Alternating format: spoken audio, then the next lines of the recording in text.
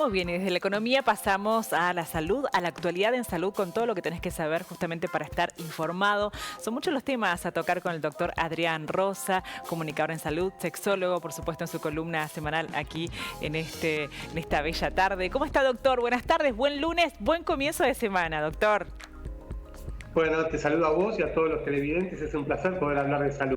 Por favor, bueno, hay muchos temas importantes a tocar, a mencionar, con muchas inquietudes, interrogantes, pero lo principal, me gustaría comenzar hablando de la vacuna antigripal, ¿no? ¿Por qué deberíamos vacunarnos? ¿Quiénes deben vacunarse? ¿Qué contraindicaciones tiene? ¿A qué plataforma pertenece? Porque ahora ya hablamos de plataformas con esto de las vacunas por COVID y algo más entendemos, ¿no? ¿Qué debemos saber acerca de la vacuna antigripal, doctor? Bueno, la realidad es que empezó el viernes pasado, se va a vacunar nada más que a los grupos de riesgo que son prioritarios. Y esto es personas mayores de 65 años, personas entre 2 y 64 que tengan problemas de la inmunidad, llamamos tratamiento con corticoides o inmunosupresores, personas con HIV-Sida, personas que por alguna enfermedad autoinmune reciban este tipo de medicación, con HIV-Sida, y también personas dializadas por insuficiencia renal crónica entrarían dentro de este grupo. Mujeres embarazadas hasta 10 días posteriores al parto, que después le pasan por la leche materna la inmunidad al bebé, y también hay que tener en cuenta que los otros que tienen que vacunar es el personal de salud y menores entre 6 y 24 meses.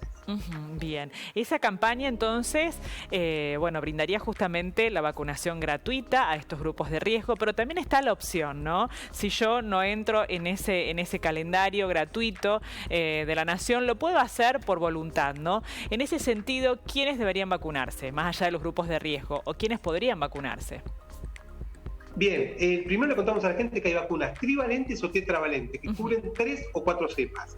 La realidad es que cubren las cepas más habituales, incluido el gripe A, que es lo que preocupa a mucha gente, ¿no? Y también tener en cuenta que la campaña nacional, en lo que es a través del Estado, es la vacuna que cubre 3 cepas. En el ámbito privado, obras sociales prepagas o particulares en las farmacias, tienen la que cubre 4 cepas. Las dos son buenas, pero bueno, es un poquito más amplia la cobertura.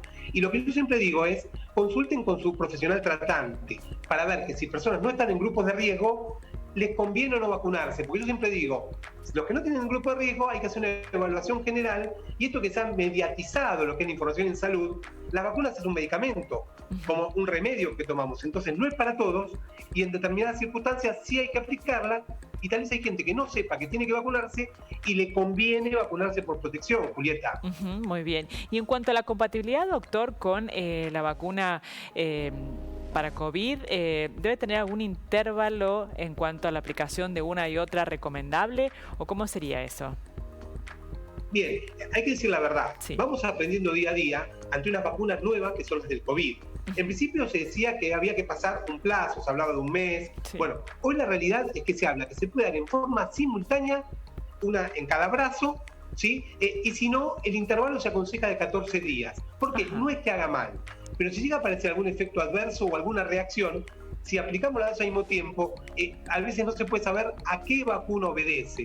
Pero bueno, y lo otro es el estado general de la persona.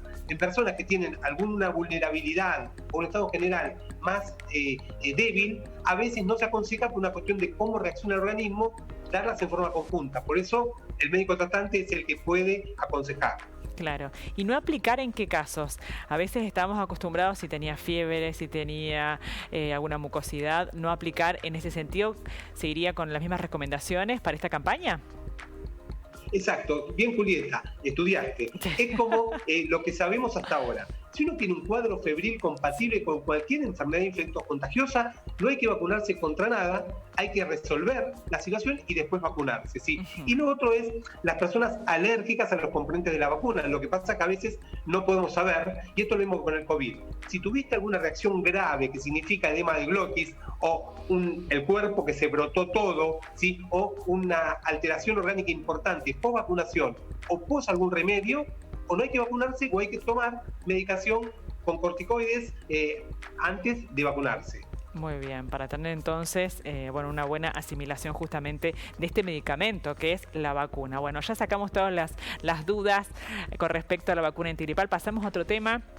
algo que pone en alerta a nuestro país, como lo es el sarampión, doctor. Me gustaría que pudiera definirnos qué es el sarampión primero, porque hablamos, pero no sabemos mucho de qué estamos hablando cuando definimos esta alerta por sarampión en nuestro país.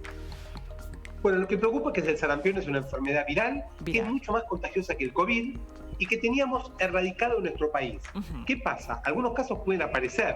El tema fundamental es que ha bajado la vacunación desde hace 2 años por la pandemia. Es decir, los estándares de vacunación de Argentina y del mundo contra todos los calendarios nacionales de vacunación, y hablemos de nuestro país, han bajado. Entonces, ¿es importante la vacunación? Sí, porque necesitamos un 90 o 95% de protección de toda la sociedad para evitar que haya rebrotes. Y esto se debió a una persona que viajó desde el exterior, que no estaba vacunada y encima estaba embarazada, con el riesgo para ella, para su bebé y para poder contagiar a las personas que tienen contacto con ella. Claro, realmente. Y las posibilidades de transmisión, bueno, como toda enfermedad viral, ¿de qué manera podemos prevenir estos contagios, doctor? Bueno, es una enfermedad que fundamentalmente se contagia por el aire, por lo que tiene que ver con las secreciones o por compartir, ¿no? Tomando o contacto con algo que hace alguien, una bombilla, un mate, por ejemplo. Entonces, lo importante de esto es lo que venimos insistiendo: cuidado de todas las infecciones respiratorias, y es fundamental la ventilación cruzada. El uso del barbijo en lugares cerrados y, por supuesto, la vacunación antigripal o contra el COVID o contra el sarampión, porque esto nos va a cuidar y es importante seguir transitando esto, ¿sí?, con solidaridad, porque el tema es este. Los antivacunas dicen: no, yo no me vacuno. A ver, si no te vacunas, te expones vos y expones al resto, y esto es lo que uno quiere explicar, Julieta. Claro, sin duda. ¿Y a qué síntomas deberíamos estar atentos con respecto a las manifestaciones del sarampión como enfermedad viral, doctor? Bien, acá volvemos a algo que nos pasó con la gripe, nos está pasando con la gripe y con el COVID. Hay bastante similitud, ¿sí?, con los síntomas. Si hay, por ejemplo, fiebre elevada, coincide para los tres. Ahora, las manchas que aparecen rojizas en el cuerpo es paradigmático del sarampión. También unas manchas blanquitas que aparecen en la boca, que esto lo observa el profesional tratante. Inyección conjuntival, ojos rojos, que a veces puede aparecer en algunos casos de coronavirus.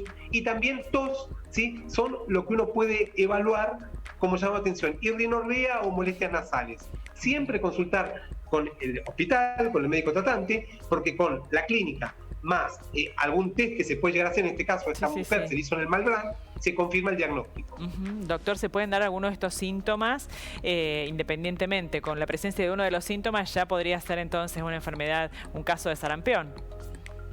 Claro, yo siempre digo, no, la fiebre es un llamado de atención. Después hay que ver cómo evolucionamos. Por eso lo que yo siempre digo, nada de lo que yo diga en los medios de comunicación o lo que escuchen en las redes sociales reemplaza la consulta profesional. Y lamentablemente en esta pandemia de la desinformación, ¿sí?, a veces hacemos un diagnóstico por lo que googleamos o por lo que vemos en algún canal o red social. No, por favor, vayamos al profesional tratante, que es el que sabe y nos va a cuidar si aparecen uno o más síntomas, para ver el diagnóstico exacto. Claro, claro que es importante la información responsable, la difusión, pero también, bueno, tan importante justamente esto, el conocimiento de ese profesional, de esa consulta personal con el médico tratante, como bien lo define, doctor. Bueno, y ahora sabemos que ayer se celebró mundialmente el Día de Prevención de Cáncer de Cuello de Útero. Es importante reflexionar para tomar conciencia con respecto a este cáncer que es evitable, que es prevenible en un porcentaje altísimo, doctor, en un 93%, ¿verdad? Exacto, esta es la gran noticia, ¿no?, esperanzadora, que se cura. Que el cáncer se cura porque es una palabra a la cual tenemos miedo y a nadie nos gusta ni decirlo, ni pasar, ni ningún familiar pase por esto. Pero por eso lo que siempre digo es el diagnóstico temprano para el tratamiento adecuado. Y esto se basa fundamentalmente en el control ginecológico, en el cual se puede pedir un Papa Nicolau, ¿sí? También el uso de preservativo en las relaciones sexuales por el tema del HPV, que después tiene mucha relación en la aparición del cáncer de cuello uterino, ¿sí? Y con esto, obviamente, sabemos que el tratamiento llegamos a la curación y una vida completamente normal, que es lo que uno quiere inculcar para que la gente no tenga miedo de hacer el control médico. Muy bien, bueno, los controles por sobre todas las cosas, anuales, los controles ginecológicos justamente para prevenir este cáncer de cuello de útero, que como bien lo decía el doctor, es prevenible en un 93%, realmente un porcentaje altísimo. Doctor, allí en pantalla la manera de encontrarnos con toda la información que permanentemente está divulgando en sus redes, @doctor.adrianrosa, para seguirlo y para estar en contacto y para cualquier inquietud. Bueno, allí a ese Instagram se pueden contactar, ¿verdad, doctor? Exacto, me encuentran ahí. Y Julieta, quería contar algo cortito que generó mucha repercusión, que fue lo que pasó en la entrega de los Oscars con Chris Rock y Will Smith, y una violencia que algunos lo tomaron en tono risueño. Yo lo que quiero contar es que acá encontramos una cultura machista, que un humorista se cree con derecho a hacer reír sobre el cuerpo y opinar de otra persona, y en este caso una mujer. Es decir, nadie tiene derecho a hacerlo. Es importante remarcar esto, no quedarnos en la cachetada si estaba armado o no. Y lo otro machista es su esposo, que se cree con derecho de generar una respuesta violenta por lo que estaba pasando. No es el camino, y me parece que tenemos que educar en educación sexual integral en cada familia, en los medios, en las redes y en las escuelas, para que esto no pase, porque no es un tema menor, y me parece que hay que remarcarlo para que la gente reflexione, Julieta. Sin duda, doctor, que no es un tema menor, es un reflejo de lo que está pasando socialmente, esta necesidad, como bien lo plantea el doctor, de una deconstrucción social justamente para modelos más sanos y más saludables para todos. Por el lado o por el análisis que se lo mire, es totalmente lamentable la situación. Realmente coincidimos, doctor, y le agradecemos muchísimo esta reflexión. Gracias a vos, Julieta, y bueno, es un gusto siempre estar con la gente y a seguir cuidándonos. Ventilación cruzada, uso del barbijo y hacer consejos saludables, que es lo importante para que la gente se cuide, Julieta. Así es, le mandamos un abrazo. Muchísimas gracias por este enorme aporte a nuestra bella tarde argentina. Un abrazo. Hasta luego. Hasta pronto, adiós.